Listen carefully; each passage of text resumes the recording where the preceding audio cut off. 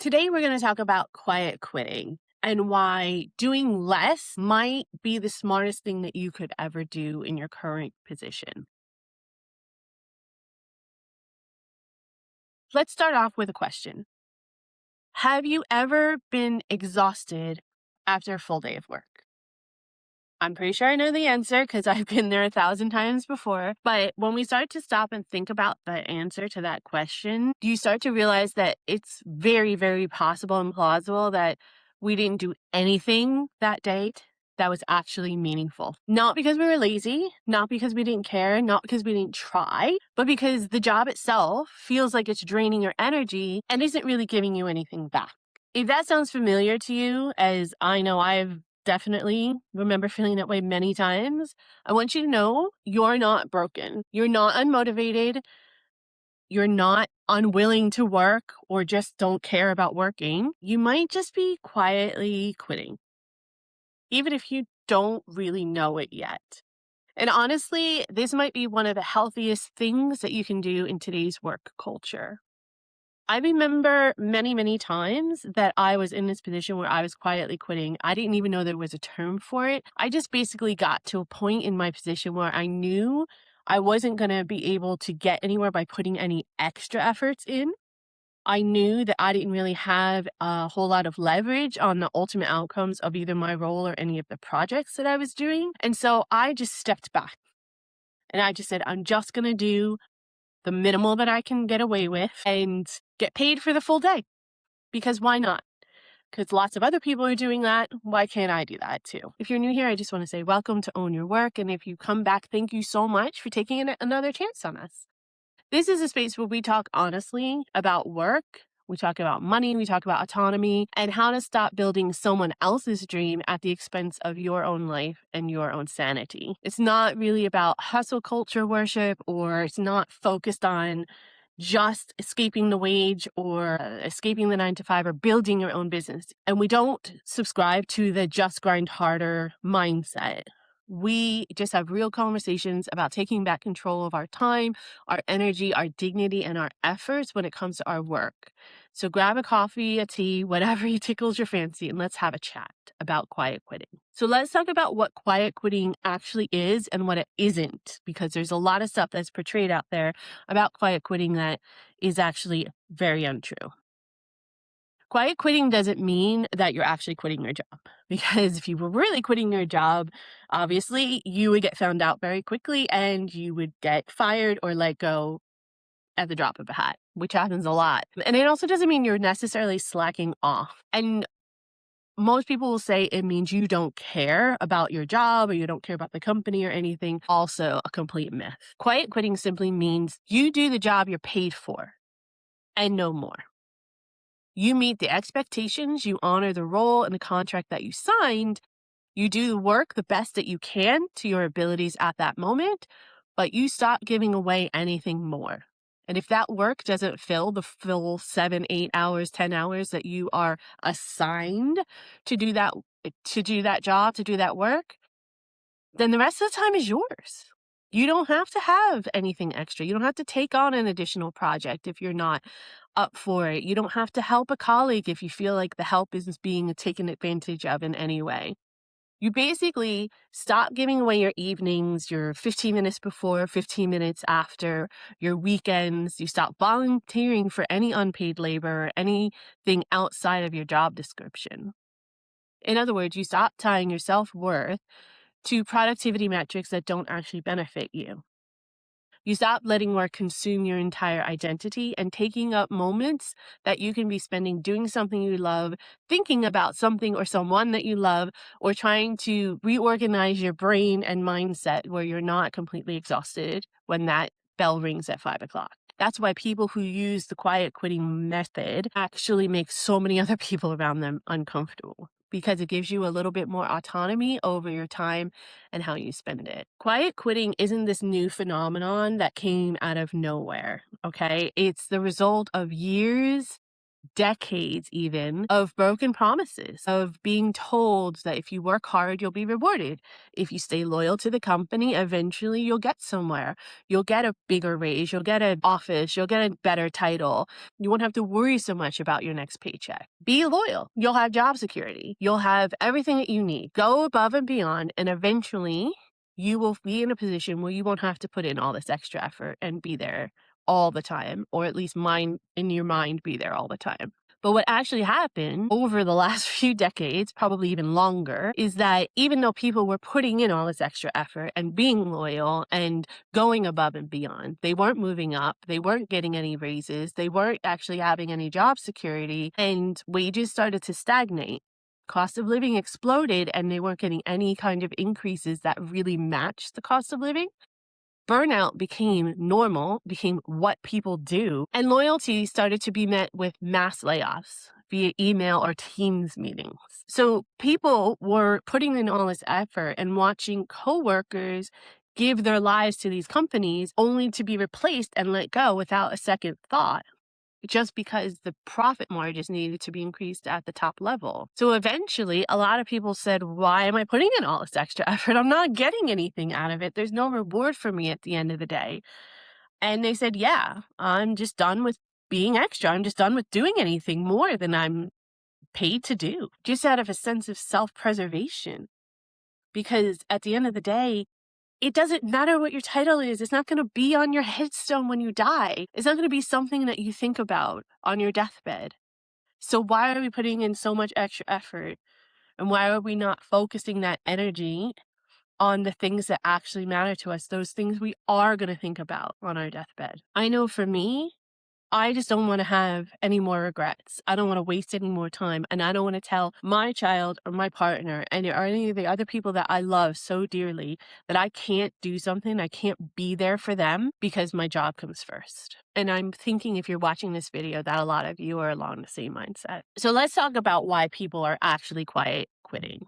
People aren't quiet quitting because they hate work. It's such a misnomer that people who quiet quit are people who just don't want to work anymore, or people who don't want to do the regular 9 to 5 corporate BS don't want to work anymore. The powers that be put that out there in order to scare people, in order to make people think there's something wrong with them, that they don't want to put in effort and time and energy into something that's not rewarding them or paying them for all of that extra time and energy. People aren't quiet quitting because they hate working. They're doing it because they're just tired of being exploited. They're tired of doing the work of 3 people and getting paid only 1 salary. They're tired of being praised and given a pat on the back instead of getting any kind of bonuses or any kind of real raise that will effectively make their life any better. They're tired of being told to act like an owner without having any actual ownership or autonomy over their efforts or their position. They're tired of being available 24/7 when their paycheck only pays them for 40 hours a week. Quiet quitting is what happens when effort stops being reciprocated. It's not laziness. It's not a lack of wanting to work. It's not even a lack of work ethic. It's about having boundaries and enforcing those boundaries. And boundaries are something that most of us were never ever taught how to have at work. So we've created it and figured it out on our own throughout our careers and throughout our timelines and watching other people, because if we didn't, then we'd be exploited until we die. We talk about the myth of job security a lot on this channel, but it's something that we really, really have to hit home. And I mention it in every video because it's basically the backbone, the foundation of all the other work lies that we're told, especially in a corporate environment or a big business environment. It always makes things really uncomfortable, and people don't necessarily like to face it because we have to start recognizing and acknowledging that we were actually programmed into this myth. We were sold a story from a very young age, and a very, very convincing story, that the safest way to live was to go to school, get good grades, get a degree, get a good job, get a stable job, work a standard, 9 to 5, 8 to 4, maybe a 10-hour day. You'll be able to retire someday. You'll be able to do everything that you want. You'll be able to have the house. Your kids will have a better life than you, and you won't have to worry about it. When you retire, you'll be able to do whatever you want. But the truth that no one really wants to say out loud, or at least very few people want to say out loud, is that there's no real job security. Companies constantly restructure, markets change, and roles disappear constantly. Especially in this environment we're in right now with AI, it's happening even more rapidly than most people want to acknowledge. The same system that tells you to be loyal and that your job is secure is the one that lets you go tomorrow, regardless of what your contract says, because they can. Quiet quitting is a response to waking up to that reality and trying to take back a little bit more of control over your job and your work and your life. Because if the job isn't secure, then why should your entire identity be tied to that job? Another thing that we're constantly sold in this system is the illusion of autonomy, that we actually have a choice. We're told you're free. You choose this job. Did we really? How about for those of us that have worked in the United States system, when your health insurance is tied to your employment? Or basically universal, when your rent or mortgage is dependent upon your paycheck and how much you make?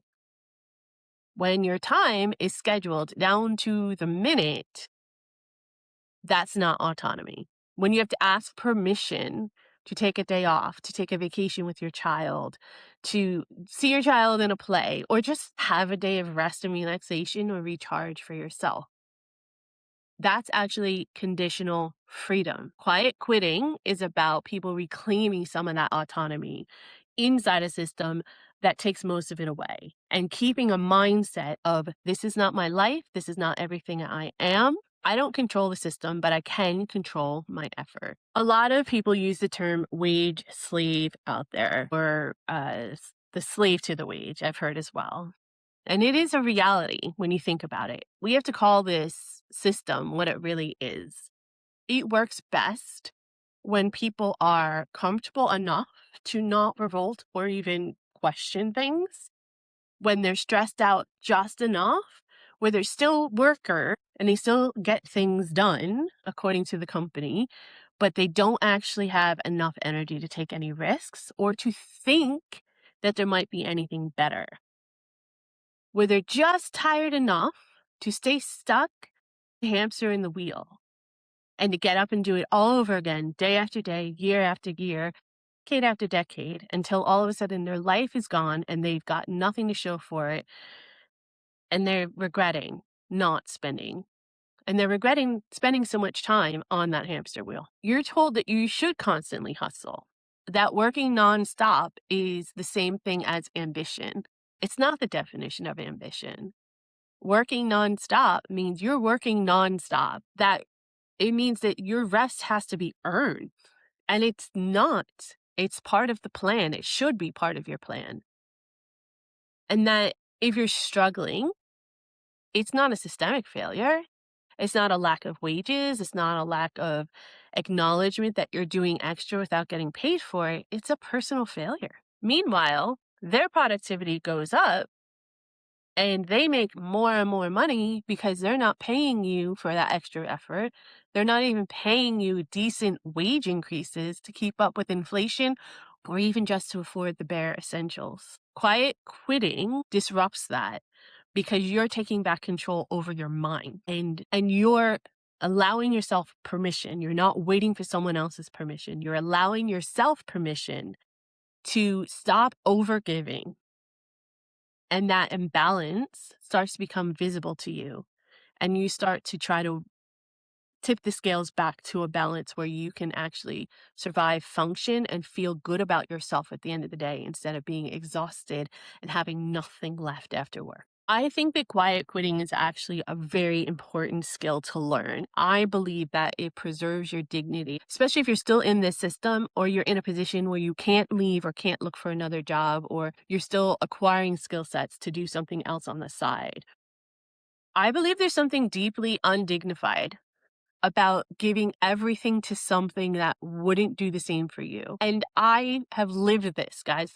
30 years of my life I was giving to a system, thinking that's just what people do. That's the way the system is. I don't have a choice. If I want a house, if I want a car, if I want my kid to go to college someday, if I want, to be able to go out to eat once in a while or just not stress out about paying my rent at the end of the month, this is what I have to do. And I felt awful. It ate away at my soul for so long until I realized I don't have to do it. I don't have to subscribe to it. I don't have to do it if I am in a position, even in those times early on when I knew there was something wrong, but I didn't have the resources yet to do something on my own, which is what I ultimately wanted to do for me, I found quiet quitting that helped me take back control over my mindset, take back control over my efforts, give me more energy actually, so that I had energy to give to my family at the end of the day. And it helped restore balance where the scales were more even and sometimes even in my favor. Quiet quitting says that my time matters, my energy matters, my life outside of work matters, and those are my priorities, not the company's priorities. When you quiet quit, you're no longer begging for validation. You're not wasting your time. You're not wasting your efforts. And that shift alone can change how you feel about yourself, how you feel about your work, and how you feel about what your life is and what it can be. And it's incredibly empowering. Quiet quitting protects your sanity. Burnout is sold to us as a personal weakness, and it's not. It's a predictable outcome. It's a predictable outcome of chronic overwork. Quiet quitting helps with all of that burnout because it reduces emotional exhaustion.